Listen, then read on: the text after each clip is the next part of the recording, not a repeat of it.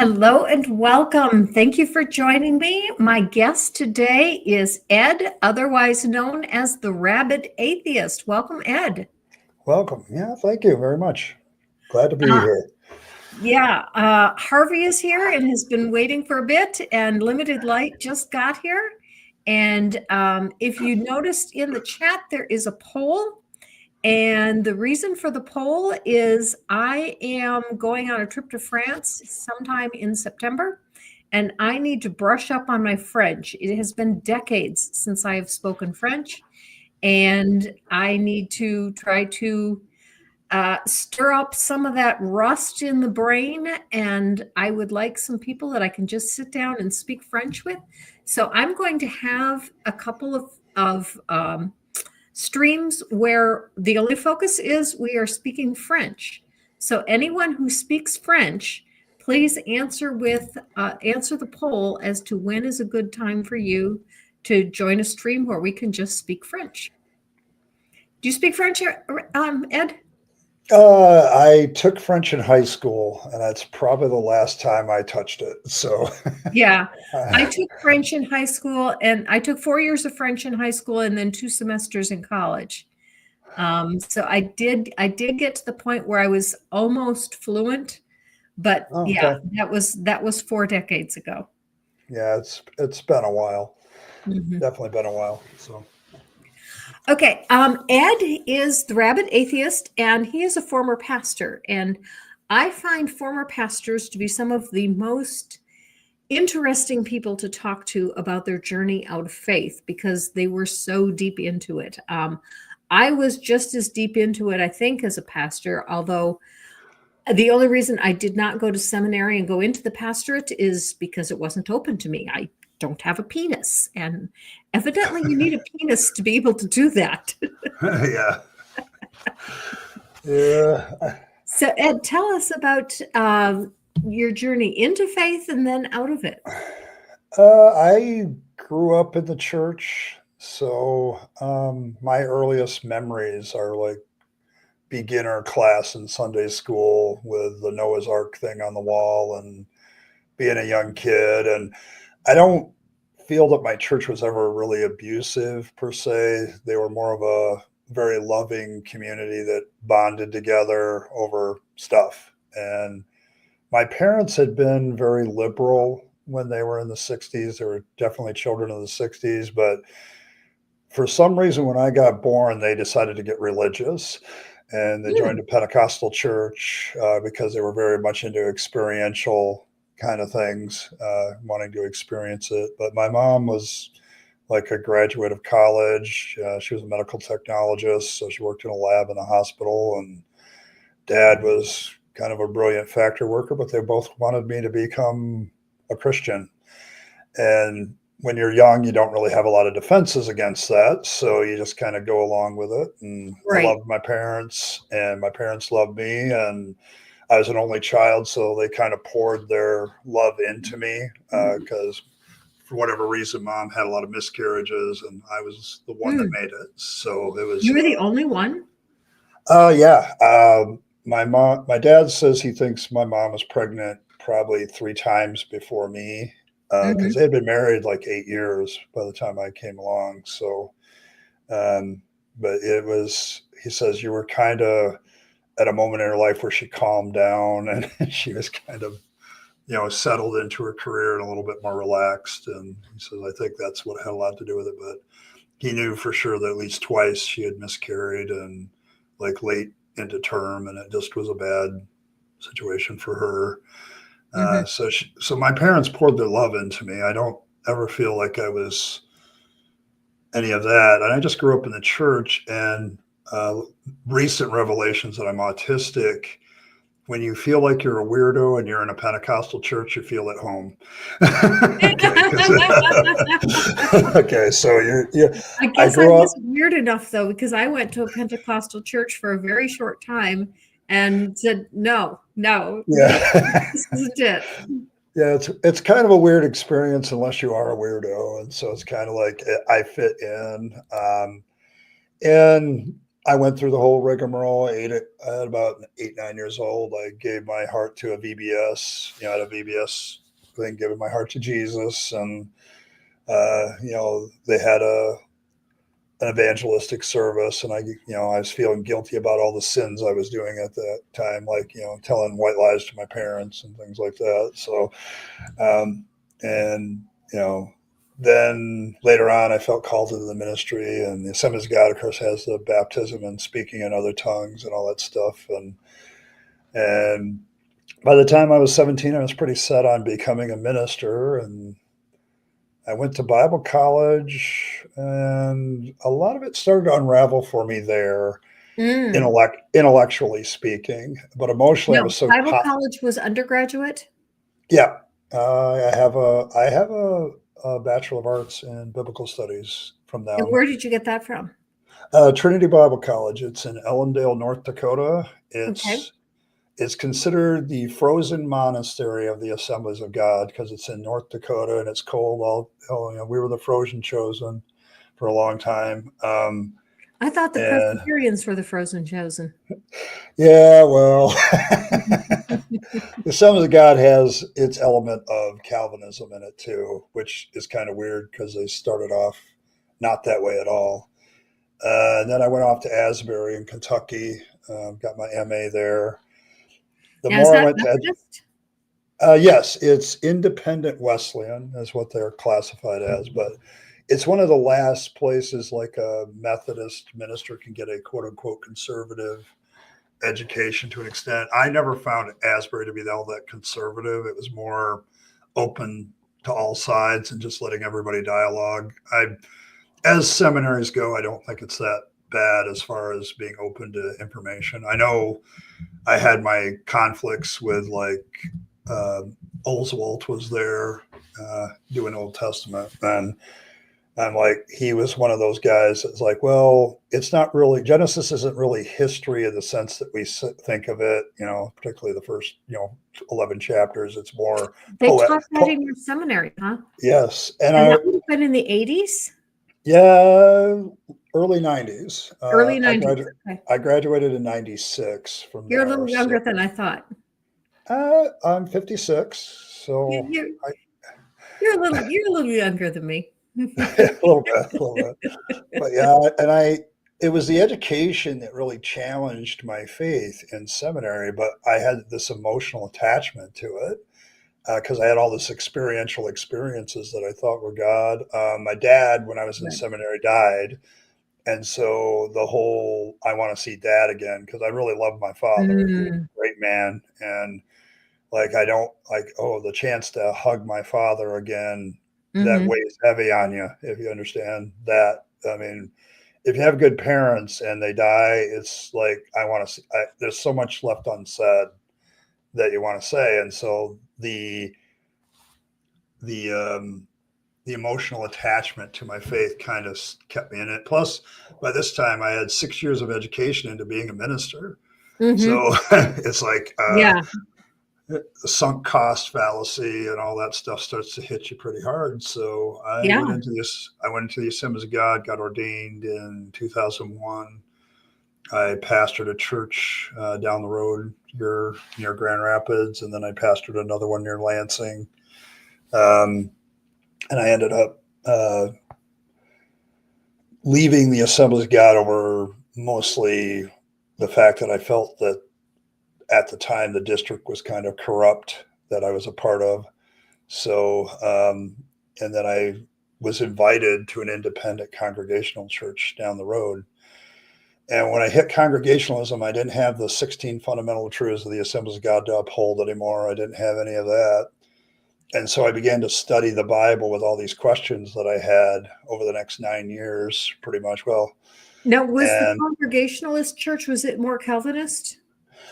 I would say no. Okay. They were truly independent. So Okay. they they they had been part of the Church of Christ, I believe, Ah, and then okay. and they had left that. And I joke that it was like the Isle of Misfit Toys as theological belief because I had former everything in front of me when I preached on Sunday morning. Catholics, Lutherans, Episcopalians, Mm. Presbyterians, a couple former Pentecostals that had kind of left the nutso of it and just wanted somebody that believed in God. The doctrinal statement of that church is like so basically Christian that anybody could join if you're Trinitarian and kind of sort of believe the Bible's true. It sounds almost Unitarian. Yeah, it very close. I always felt like anybody could come there, and I liked that atmosphere because it meant people could be very open with me, and they didn't have to hide anything about what they believed or anything, and they knew that with me. I think the greatest compliment I got while I was there is I had completely changed the atmosphere of the church from from being this very contentious place to being a lot more laid back and a lot more open. And so, but yes, yeah, I see Asho with my rascally rabbit.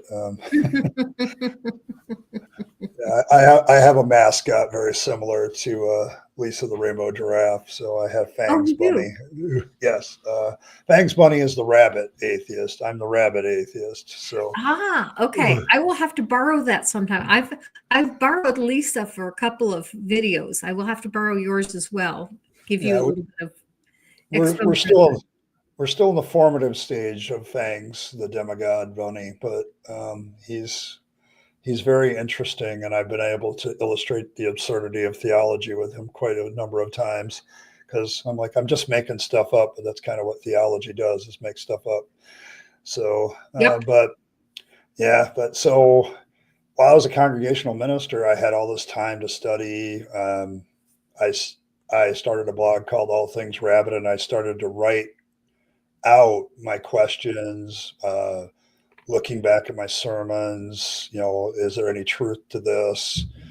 And of course, I was keeping on the down low that I was struggling on my faith, but I was go every issue every day that you see on that blog. That's something I was wrestling with that day about God. And it's coming up on my 10th anniversary where I preached a sermon from Corinthians about sin and Dan Barker's little quip about sin is a made up problem. Mm-hmm. And Jesus is a made up solution was rolling in my head. And I prayed a prayer before I said, God, you got to fix this because I'm starting to see his point. And if I don't figure out an empirical reason to believe in sin and it's not just an assertion, I'm done. And I preached that message, sat Oh, down, wow. and I realized I don't believe anymore. I don't believe in Christianity anymore.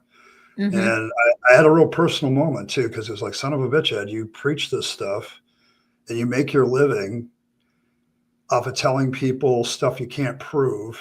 And then in gratitude to you for helping them feel better about their sin, they throw money in the basket to keep you going. And it's the first time I came to the conclusion in my ministry, Jesus, I'm a con artist. And it's like, it's like I'm an accidental con artist because I genuinely believed a lot of it before, but now it seems like BS. I love you, man. But yeah, so yeah, that was kind of my moment. I left Christianity. I kind of hung on to deism for about a year. I took a sabbatical in June of 2016, and I went into it still believing in a God, and I came out of it not believing any. So did a lot of walking on the trails and thinking, and my dog died that month. So it was kind of one of those watershed moments for me. And it ended up being the end of my faith. And I spent the next 2 years in the pulpit being an atheist. And it was a difficult time. I'll just put it that way. Trying to make a living, but I was also going to Ferris down the road here, trying to get a degree in poli-sci, and which I finished in 2019 after I left. But yeah, that's kind of my journey out. It was more of the intellectual side of faith left me a long time ago. It was the emotional connections that kept me in. That's why when theists talk to me about how I left for emotional reasons, no, I had a lot more emotional reasons to stay in than to leave. But the intellectual Yeah. honesty got to me after a point. So it was my career. It was my life. My marriage in the end turned out to be based on it. That's why me and Jody got divorced about almost 4 years ago now, because Okay. we had nothing in common outside of our kids and the faith. And then I didn't have faith anymore, and the kids were all grown up. So we tried for about 3 years to make it work, and it just did not work. So it's kind of a sad epilogue to the whole thing, I guess, is losing my faith cost me my marriage in a sense, but I'd rather be intellectually honest and face the world and reality the way it is. So, but yeah. Jacques Poulmer brings up a comment on something that we were talking a little bit about before the show. Atheist in the pulpit, the statistic we can never see. And I know you don't know for sure, nobody can, but what is your impression of having been in the pulpit as an atheist as to how many of your fellow ministers, or what percentage of your fellow ministers were also atheists? I don't know about atheism, but I know for sure that probably 30 to 40% do not believe the Bible is the word of God Okay. necessarily in a Okay. more practical sense. They have a very liberal view of scripture being a Mhm. guide to faith, but not like historical. They know it's not historical. They know it's not. I mean, if you're taking your mainline denominations, that's probably the view. It's the fundamentalist chaps that I wonder about, because I think a lot of them are sincere believers, and that's what makes them dangerous at times. But I know that when I went into ministerial meetings, that I would have discussions about the Bible every once in a while afterwards, and probably half of them had very liberal views of scripture. Like, they did not believe it was like historically accurate or any of that stuff. So, and that's kind of the end of it too, because if it's not history, it's really kind of useless. It's just mythology at that point. And a lot of them are honest about it. But I don't know how many atheists are in the pulpit. I do know that the Clergy Project, for instance, passed, I think, 1,200 helps now. Ministers they've helped out. I haven't been to their forum in a while because I got past the need for that. Um, Mhm. and mostly I get a lot of what I needed from therapy now. So, but I still keep track of what's going on. And I know that we've helped probably 1,200 people out since it started. And this is ministers in the pulpit that don't believe anymore, that are atheists. So that's if that's a small percentage of those who actually get help by the Clergy Project, I mean, my political science degree says it's got to be about 10 times higher, because a lot of Mhm. people just aren't going to ask for help. They're going to get out on their own because they have the resources to do so. But I don't know.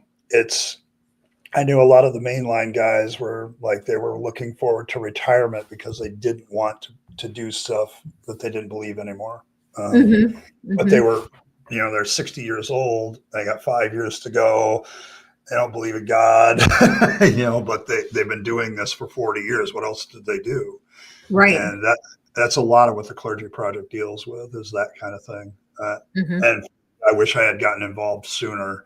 If I had been in the Clergy Project, like after I left Christianity or somewhere in there, the end of it would have probably been a lot better. As it was, the stress got to me, and I made a lot of dumb decisions at the end. And the Clergy Project helps you avoid dumb decisions.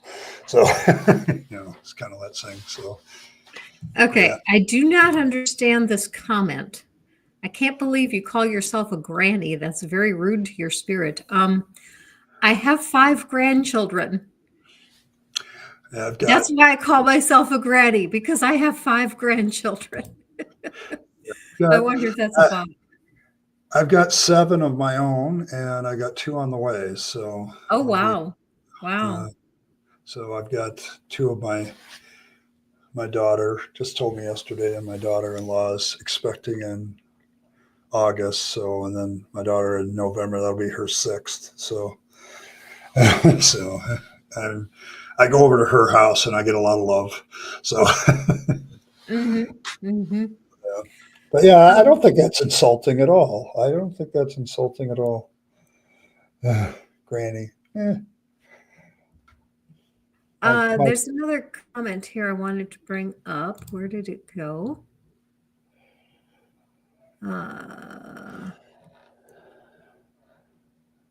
Here it is. Fred Harvey says, I often wonder how many of these obviously intelligent apologists actually believe what they say. And Fred, that is exactly why the one person I would absolutely love to have a conversation with is the pastor of the Congregationalist church that I went to from about 2003 to about 2012. I will tell you that it is in Fort Wayne, Indiana. But the pastor of this church is a very private person. He has no social media footprint, and he oh, does that on purpose.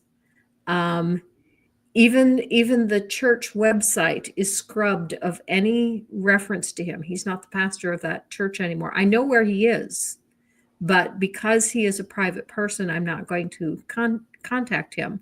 And he has a somewhat unusual name, so that if I said his name, you might be able to find him if you know where to look. okay.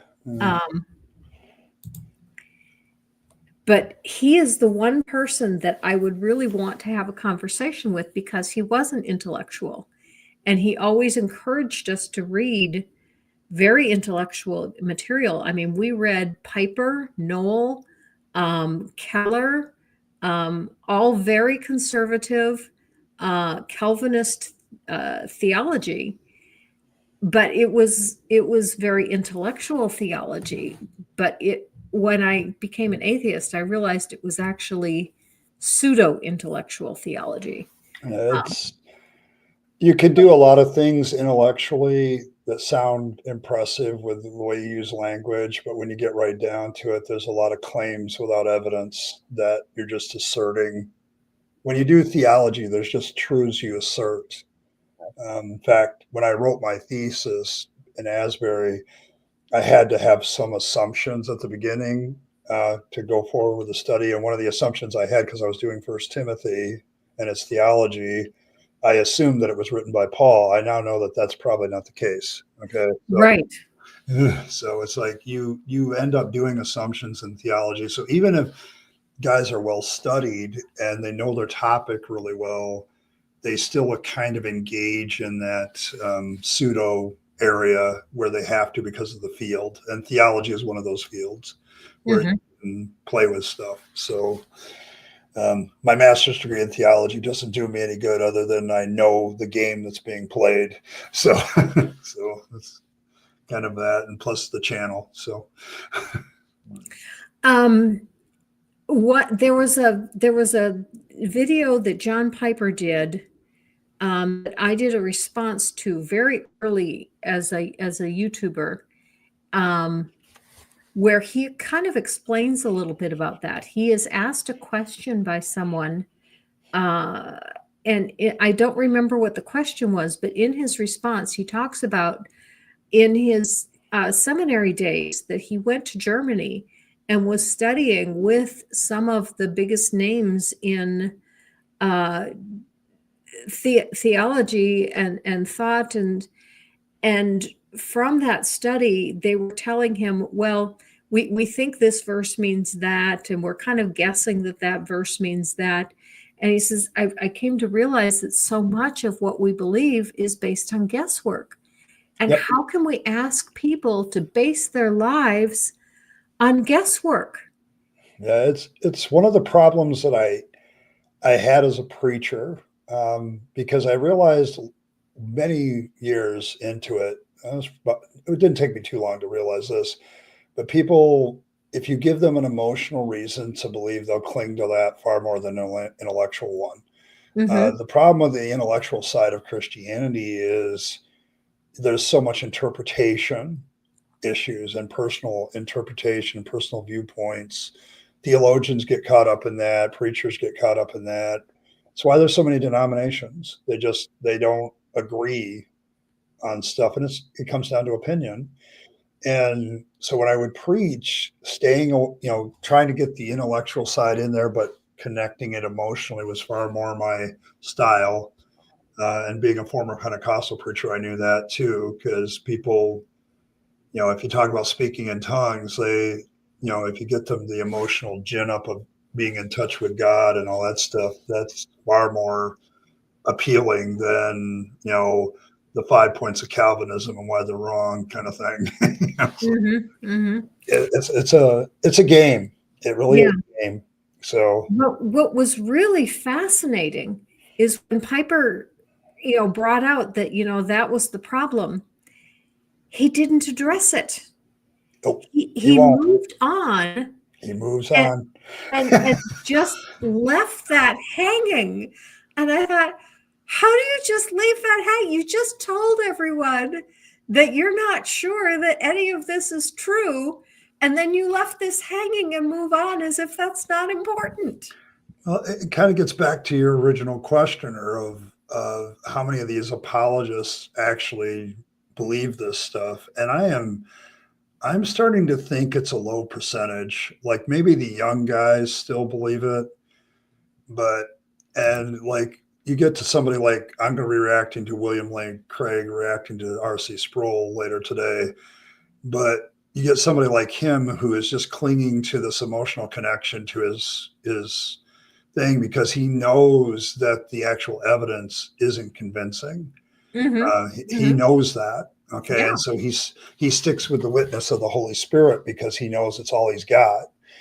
And because when you really get to the intellectual side of it, it's easily picked apart. I mean, come on, I think all of us have done the standard arguments for God and picked them apart. We've all, looked at the evidence for historical resurrection. Nope. So, it's just, and then, I mean, you get to McDowell. McDowell should know better.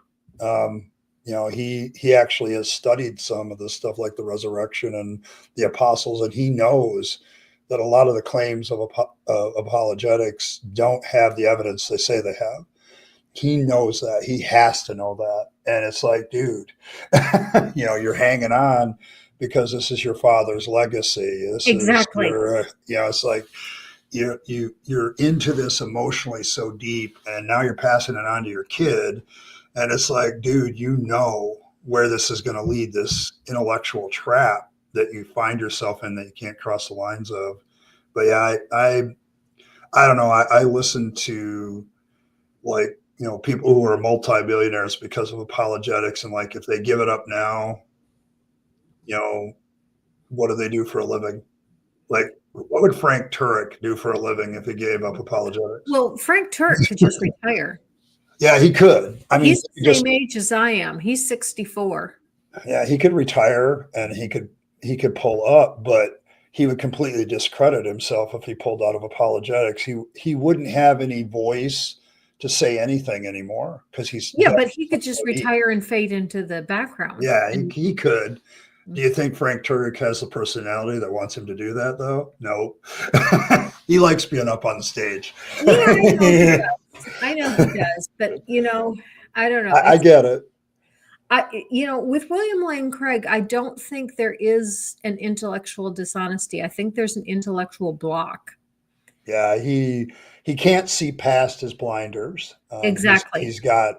He's got there. He might be very sincere in his faith because of the Holy Spirit witness. That's kind of the real problem is some of these people are very sincere. I think there's some that are beginning to wear on me because they know better. Like inspired philosophy, to me, he should know better with his philosophy degree. He should know what constitutes good evidence, and he's embracing stuff that's crap. I think Rationality Rules, for instance, pointed out that like he has this manufactured authority around him. I'm like, yeah, I know he only has a philosophy degree. He doesn't have a degree in biblical studies or anything like that. He doesn't know any of that stuff. I have more clout in biblical studies than he does. So, and so it's interesting to look at apologists. I know the arguments are all the same. I didn't buy them after I got done intellectually. So, they haven't come up with anything new, in my opinion, genuinely new, and probably, I don't know, probably 75 years. I haven't seen anybody tackle anything.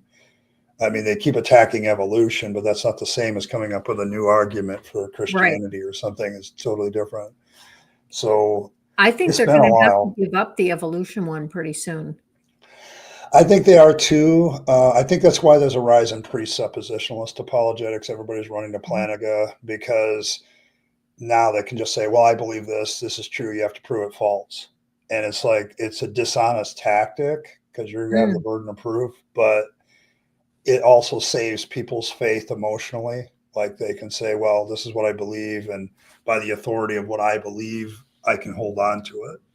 And that's why I think presupping is rising up, and a lot of people are presuppers now. And I've even heard elements of that in some of the big apologists where it's like, well, I still believe this and I think it's true, and you're going to have to prove me wrong. Yeah, kind of. Mhm. That's kind of admitting defeat. Okay, I would have, if I was still a Christian, I would have considered that admitting defeat. Like I would say, okay, then I'm admitting I don't have good reasons to believe what I believe. Okay, Mhm. I would definitely have a problem with that as a Christian because that's not the way I was taught apologetics. Like we should have good reasons for the hope that's within us, is what my apologetics professor said in Bible college. But I had many discussions with him after class, and it was like, dude, this doesn't work. He says, yeah, I know, but it's a cumulative case.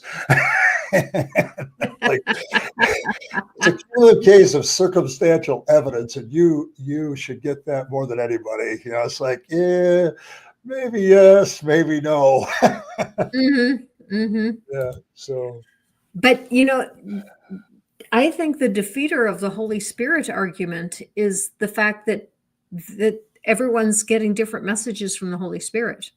oh I mean, yes, if there absolutely. really was one Holy Spirit that had one message for everyone, why is everyone getting a different message? Yeah, that's been my argument against experience for a long time. It's like everybody seems to have a different experience or a different revelation, or I mean, other religions have similar experiences. Does that prove theirs? Well, no. Okay, so there is something that adjudicates between your experience and theirs. What is that? Yeah, and when you get to that, they don't really have any good answers. I didn't have any good answers, so but yeah, it's a long journey out. I'm still paying an emotional price for it, which is why I'm in therapy every other week. So um, Do you do you talk with people at Recovering from Religion at all? yeah, I've had the same therapist now for 5 years, so she knows my case really well. She took me pro bono at first because she was very concerned. Um, and she's an atheist too. She does not believe in anything. So it became a real quick bonding between the two of us, a very professional relationship that's a good friendship now, too, in a lot Mhm. of ways. And she can talk to me and, tell me you're full of shit, Ed, and, and get away with it because of that. But it's therapy came out of the clergy project. That's how we connected. And then I was from recovery from religion. Those are two things that are in my description, my videos and streams every time. If you're having struggles, those are the places to go. Um, but yeah, when you're 40 years a Christian and 20 years a pastor and 30 years, another 10 years on top of that preaching as a lay minister, you have a lot of emotional things to unpack. Like you have a lot of prejudices that you don't realize are there um, because they're deep seated and they were ingrained in you and indoctrinated into you. So you have to kind of unravel it. If you're in your religion a long time, it's a long process of decoding all that and recoding yourself a little bit. Because you know, I, I still don't feel like I found in some ways my genuine self. Like, who am I without the religion aspect Mm. of it? It's like, who am I? That's been a struggle for me ever since I left the faith. So, um, it's getting better, but yeah, emotionally, I still struggle with a lot of things. So, like I intellectually know, like I have no reason to hate or deny the rights of anybody in the LGBTQ community, but I still have this emotional response that's a little negative whenever it's brought up. And it's because of all those years of being taught and preaching that this was an abomination from God has made an emotional connection to my brain and my nervous system, so that when I hear it, it still gives me that twinge of anxiety and a little bit of anger about it. And it's like, now, why am I doing that? Well, it's not me. Rationally, I know it's all bullshit. Okay. It's like, but it's the programming. It's like, this is the problem that a lot of my people that come to my channel deal with when they come to Deconversion Hangout on Thursday. It's the unraveling of the emotional connection. It's like you're still in a emotional state that automatically triggers when certain things come up, and you got to figure out how to deprogram yourself a little bit. Demiro 10 says, who am I is a question that you should always be asking, and be very concerned if you get the same answer twice. I would agree with that. And I think I think for me, okay, the issue is, for a long time, who am I was a question that was answered for me by somebody else. Yes. And that's the problem. And now I'm trying to answer it myself. And I've lost a lot of time answering that. Okay. And it's still something I struggle with.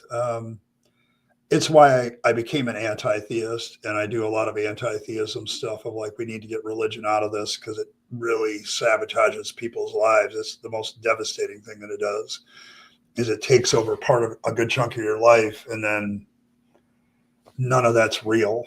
And it's a frustrating thing to deal with sometimes, but I'm glad I'm dealing with it more positively. Through therapy, I got the diagnosis of being on the autistic spectrum, which helps me deal with life a lot better, helps me understand my past a lot better and why I am the way I am. And I got more help from that diagnosis a couple years ago than the decades of being in Christianity and praying to God. I now understand myself so much better because of that. And that's real world helping, not the fantasy that religion gives you. So. Yeah, that's a really good point. I had a comment and now I can't remember what it was, but that's all right. There's a couple of comments that I've been holding for a very long time that I'd like to get to, both from Jacqu. We tore into the arguments for God my first semester of logic class. Of course, that was in liberal New Jersey, so God lost big. Yeah, you probably did. And then the other one I have is Bill needed Jesus to love him, and I wonder what the side of his brain says about that. And yeah, I wonder that too. I can really relate to that, because one of the things that kept me in the faith for so long wasn't that I needed Jesus to love me, but because I had problems for decades with being suicidal, I really felt like if I didn't have God to hold on to, I was going to kill myself. And I felt like the faith was the only thing keeping me alive. And I can relate. Yeah, when I finally became an atheist, I found just the opposite was true, that so much of the anxiety that was causing me to be suicidal came from the religion, but I didn't see that until after I left the religion. Yeah, it's one of the first thing I noted is I felt less guilty and less anxious and less depressed the moment I wasn't a believer. I didn't have this authoritarian figure to deal with every day of my life anymore. That's, you create this character of God and he's kind of sadomasochistic. So it's like, and you just kind of dump that. So yeah, yes, Chapman, he has a brain. He does. You can't speak without one. Well, there has good reasoning, I'm sure. But yeah, I get it. I get the nature of the question though, because it's like you and I are very similar in that regard psychologically. I always felt so bad when I was in the faith, like I was the sinner, no good. Why am Oh, I no, even I actually did not here? feel that. The thing Just that was a problem for me was trying to put on the front of being yeah, happy. yep, Because, me too. Jesus has forgiven me, I'm supposed to be happy. And so I have to put on this, and especially when I'm with my non-believing family, I have to show them how happy I am in my faith. So I have Mm, to be happy all the time. And that was driving me nuts. yeah, I think everybody deals with that.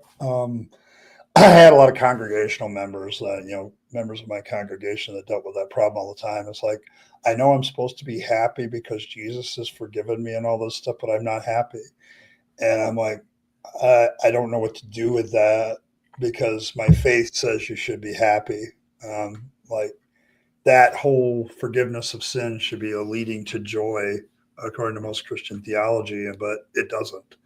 And it's almost like, it was a non-existent solution to a non-existent problem.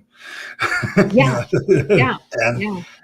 and so you just end up, coping with normal psychological ways of coping, but your religion short circuits it all the time. And it's like, yeah, I don't need it anymore. I am so much happier now than I've ever been in a lot of ways. So I'm enjoying life a lot better than I ever did as a Christian. So that's Star awesome. Song says, I had chronic depression, still do to some degree, but not as much as I did. Part of that came from religion and lack of acceptance. Correct. I don't feel a lot of happiness very often. And when I do feel it, it's like, wow, this is really cool. It is cool when you do have those moments, isn't it? And the most often time I get it is from a really good cocktail. Oh, there you Um, go. yeah, a nice cocktail can really make me happy. But unfortunately, I also have aortic stenosis, and I have to be careful how much I drink because if I drink too much, I get chest pain. So I limit myself to about 1 to 2 drinks a week.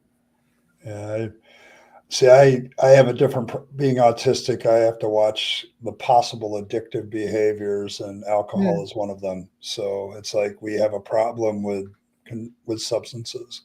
And so I avoid them like the plague because I just don't want to go down that rabbit hole. I just don't want to be there.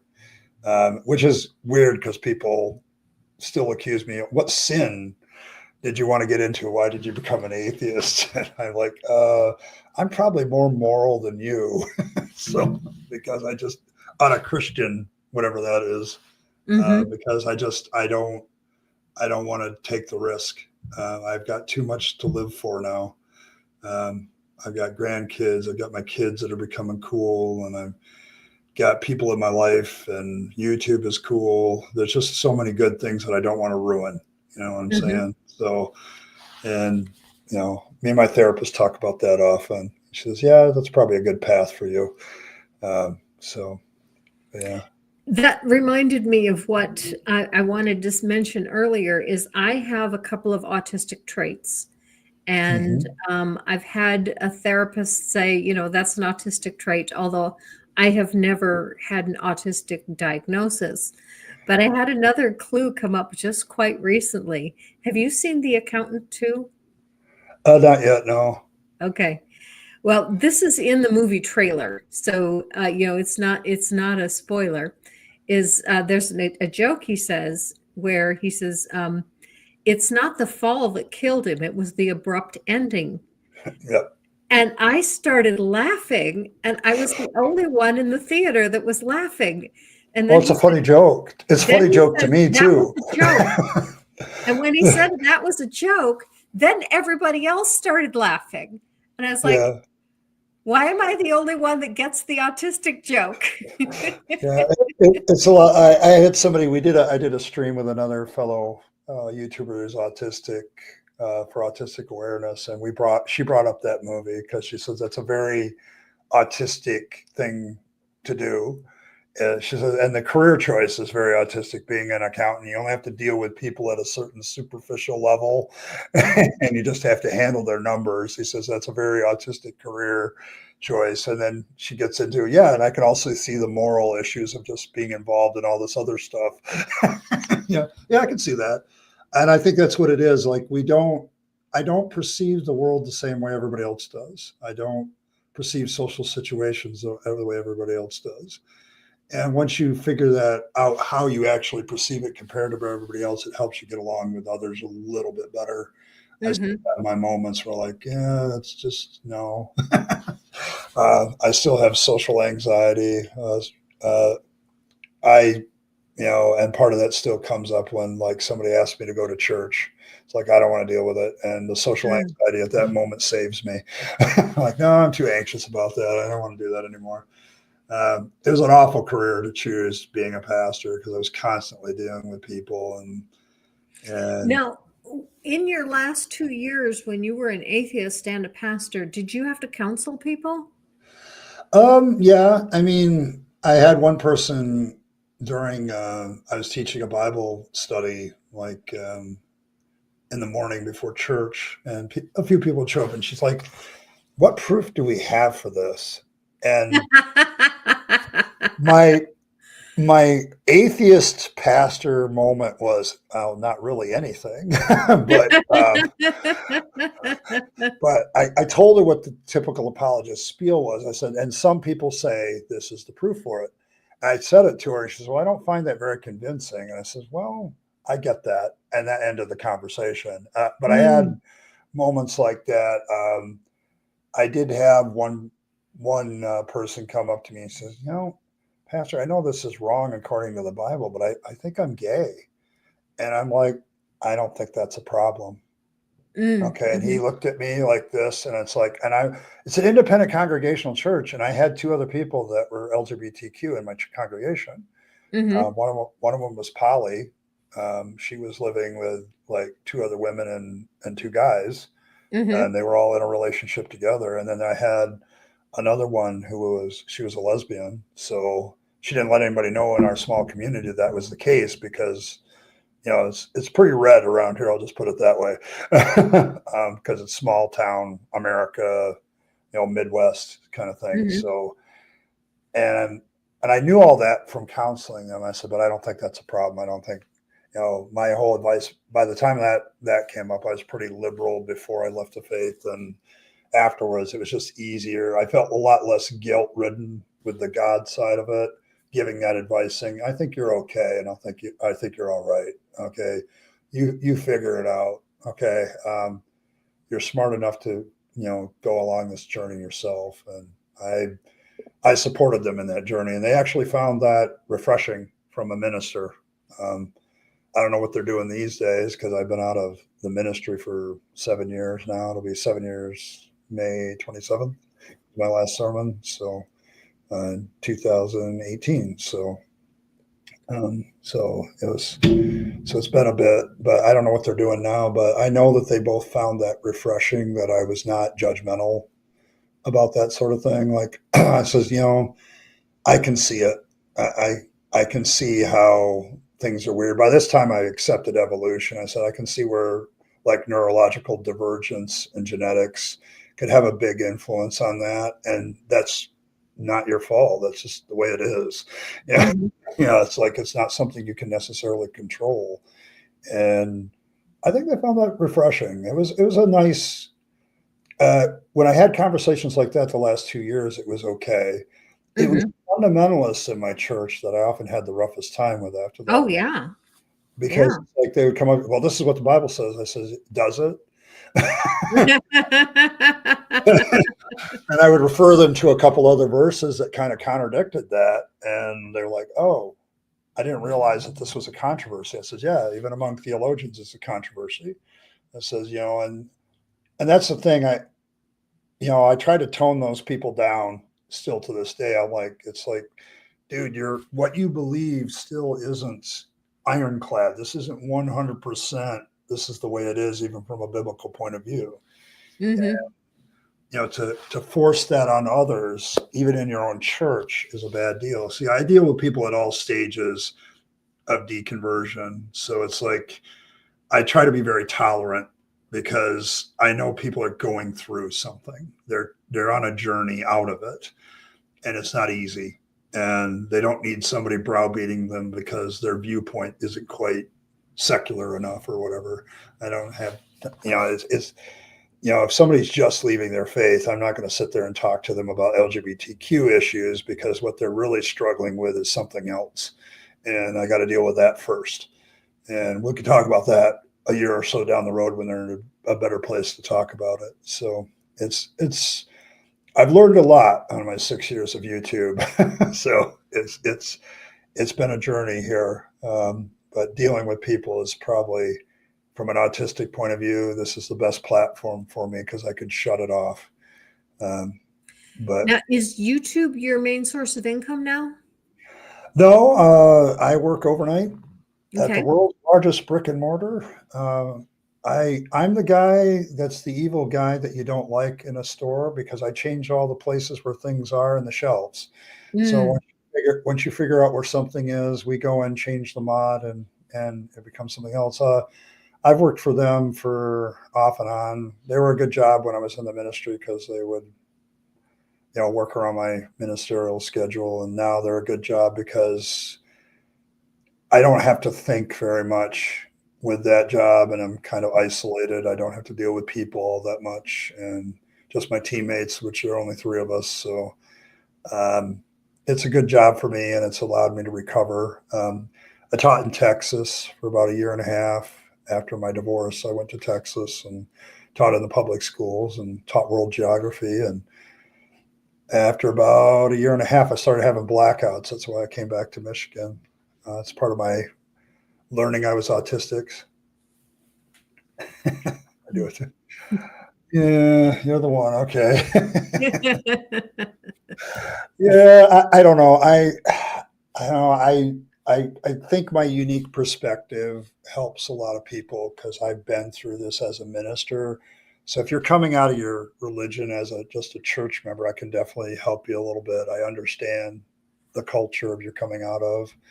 And that seems to be the focus of my channel more and more, is just helping people in their walk get out. Mm-hmm. It's a tough walk, especially if you've been in it a long time. Like I've got one guy that came to me, probably a year ago, and he was really, just in the early stages. Now he's one of my mods and, one of the support members and all this other stuff. And it's all because of the journey we've been on together, getting him to a place where he's like, a few months ago, he's a deist, he's still in the deist phase. Maybe there's a God out there. And I'm like, I can respect that. I guess I can respect that. And the fact that I respected it was like, oh, you're not going to yell at, I'm like, no, I'm not going to yell at you for stuff like that. You're still on the journey. This took me, emotionally, it took me 20 years to get out of this stuff, 30 years maybe.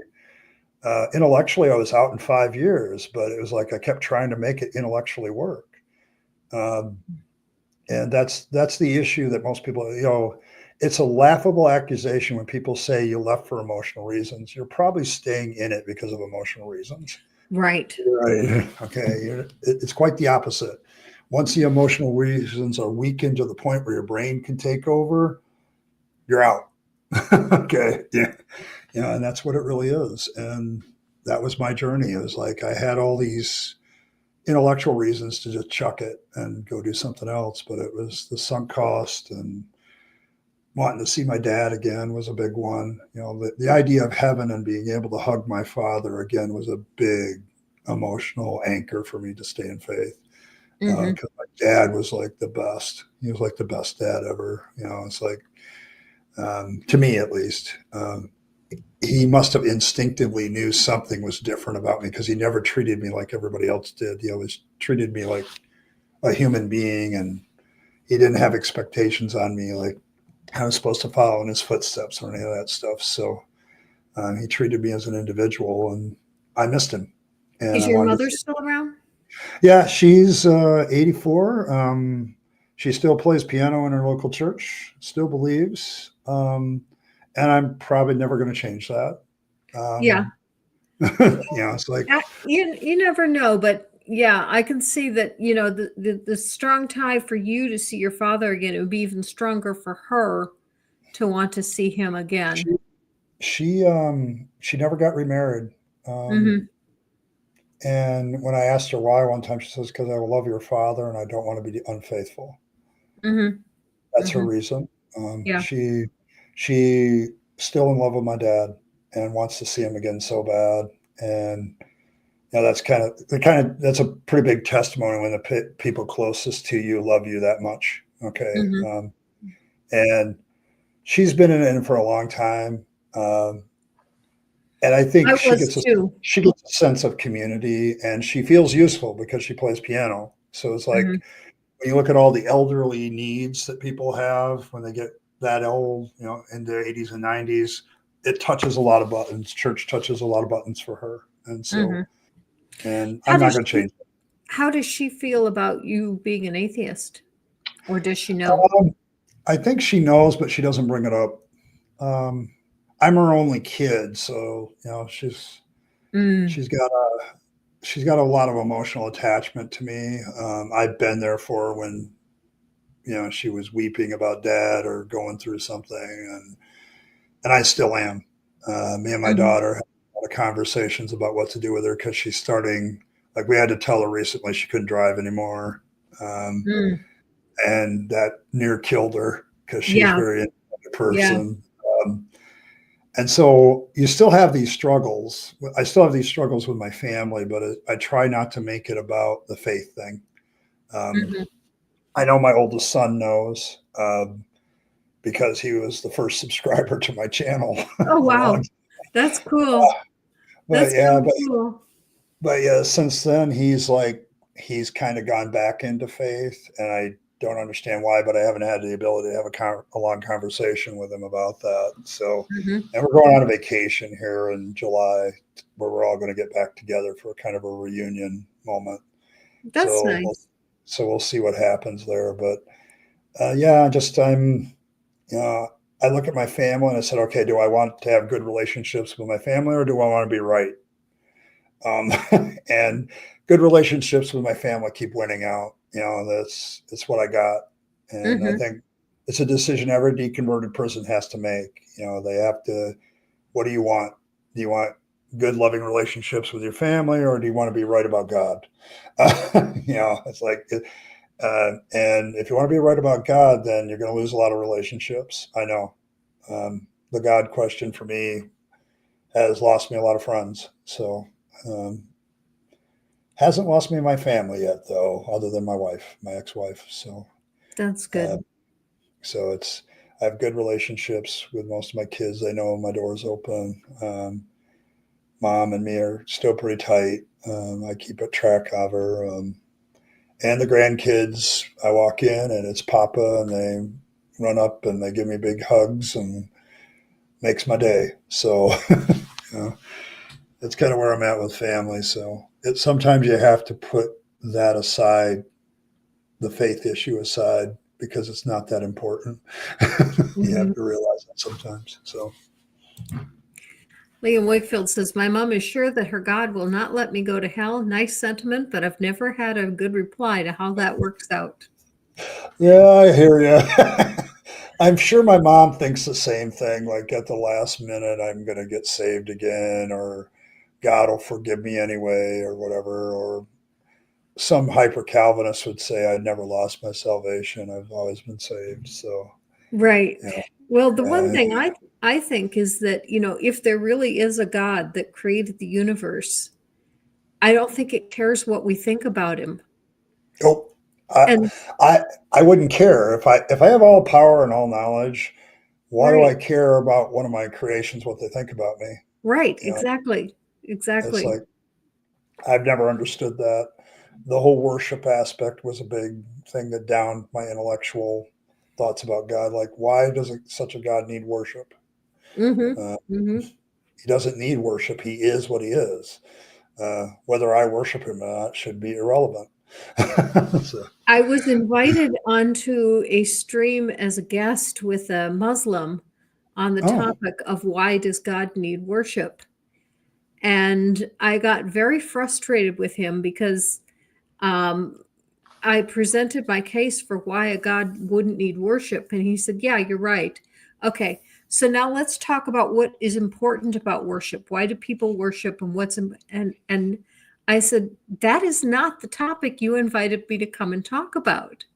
You invited me to talk about why does God need worship? So, Yeah.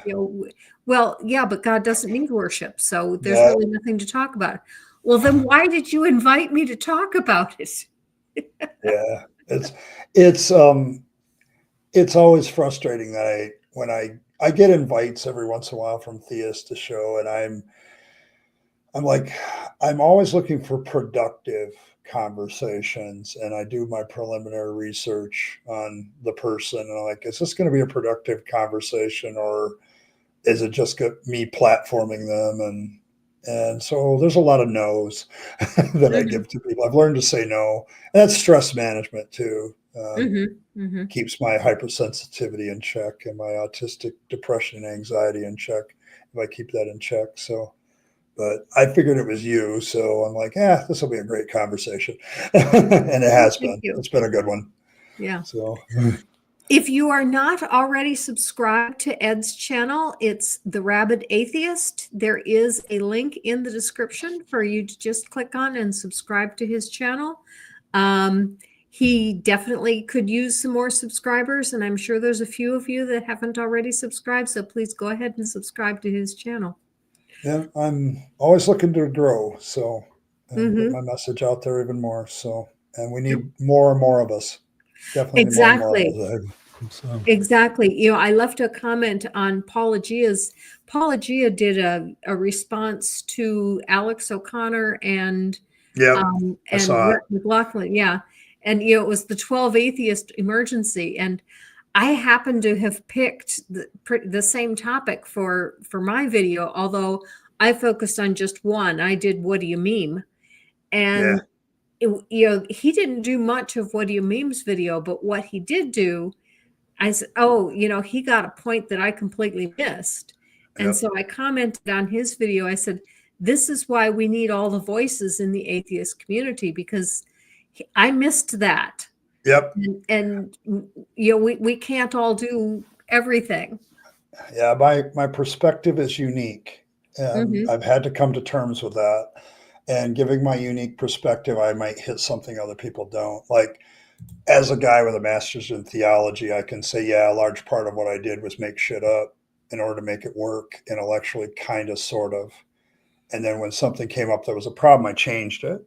I used my imagination to change it. And that's resonated with a lot of people. And then being a former minister, I have former ministers stop by from time to time because they're like, your perspective's good. It's my channel is what it is. I'm probably hoping to do some more videos as well as live stream, but I live stream 3 times a week, Tuesday, Thursday, and Saturday. So I'll be on there at 7 tonight. So, but I'll be looking at William Lane Craig, looking at R.C. Sproul. And so he just did a little video yesterday about his reaction to R.C. Sproul, and I'm going to dive into it blind. I'm going to literally just pull it up and see what it says. I haven't even watched it. So it's always a lot of fun. That sounds good. That sounds really good. I've actually got other plans. We're going out tonight to celebrate both my birthday and Mother's Day. Oh, happy birthday. Thank you. I know. I've gotten to the age where I'm not sure I want my birthday anymore. Like, they could keep it, I'll return to sender kind of thing, but they keep coming. So, but yeah. I always have looked so much younger than I am that birthdays have never really bothered me. In fact, I kind of welcome them because I keep thinking, okay, this year I'm going to start looking my age, and it still hasn't happened. Still hasn't happened. Yeah, I get that every once in a while. I'm like, you don't look 56. I said, this is my natural hair color, and I I'm know. 64.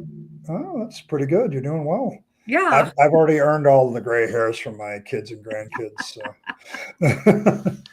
Thank you for the happy birthdays from everyone. Okay, next week my guest is going to be Kip Davis. And Oh. Kip, I invited to respond specifically to an apologist who brought a novel rendition of how to interpret Genesis 1 in order to try to make old earth creationism work. And Kip is going to tell us why his interpretation does not work. And that's going to be a really cool stream as well. I'll definitely check that one out, because whenever apologists make biblical claims, you need to bring in somebody, because Yeah. they usually botch it. So. Okay. Thank you so much, Ed. It has been an absolute pleasure to have you on. Pleasure's all mine. All mine. And thank you, everyone in the chat, for your comments and questions. That's great stuff tonight. Yeah. And don't forget to watch Ed's show tonight, and subscribe to his channel. All right. Live your life. Yep.